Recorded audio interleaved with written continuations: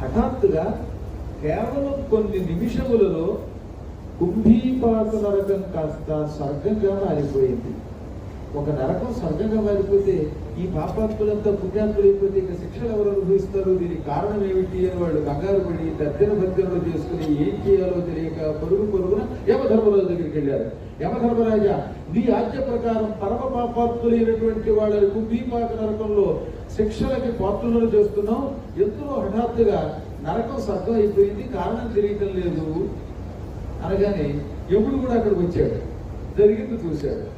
తన కళ్ళ ముందే అంత కుంభీపాక నరకం సరిగ్గా 64 చదరపు మైళ్ళ విస్తీర్ణ కలిగిన ప్రాంతం అంతా స్వర్గం అయిపోయింది. ఆయన తలగొట్టుకున్నాడు. ఇది ఎందుకు జరిగిందో ఆయనకి తెలియదు. ఆ సమయంలో అక్కడికి నారద మహర్షి ఏం చేశాడు.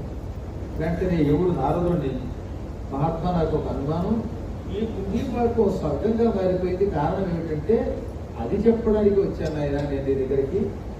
దుర్వాస మహర్షి మణిద్వీపానికి వెళుతూ ఈ నరకంలోకి తొంగి చూశాడు. ఆయన నుదుట విభూతి ధరించాడు.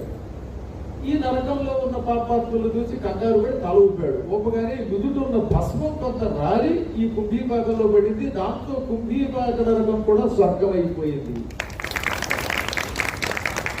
కేవలం పంచాక్షరీ మంత్ర జపము చేస్తూ నుదుట ధరించినటువంటి విభూతి కుంభీపాకంలో పడితే ఆ నరకం కూడా స్వర్గం అయ్యిందంటే, నిరంతరం పంచాక్షరీ మంత్ర జపం చేసేవాళ్ళు, జపపూర్వకంగా విభూతి ధరించేవాళ్ళు ఎటువంటి లోకాలు పెడతారో ఆలోచించండి అని నారదుడు దేవీ భాగవతంలో చెప్పాడు. ఇది దేవీ భాగవతంలో 12వ స్కంధంలో రుద్రాక్ష మహిమ విభూతి మహిమలు కదా. మళ్ళీ ఆషామాషి పురాణం కాదు, ఇంటికి వెళ్ళాక దేవీ భాగవతం చూడండి. అందులో రుద్రాక్ష మహిమ ఉంటుంది, విభూతి మహిమ ఉంటుంది. అందులో ఈ ఒక దివ్యమైన కథ.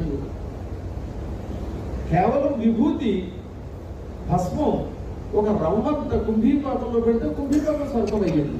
ఇప్పుడు మీ శరీరం మీద రోజు ఓం నమః శివాయ అనుకుంటూ ఎంత విభూతి రాసుకోండి, అప్పుడు మీ శరీరం ఏమవుతుంది, కైలాస స్వరూపం అయిపోతుంది. అటువంటి వాడు పొరపాటులో కూడా యమలోకానికి వెళ్ళవలసిన అవసరం ఉండదు.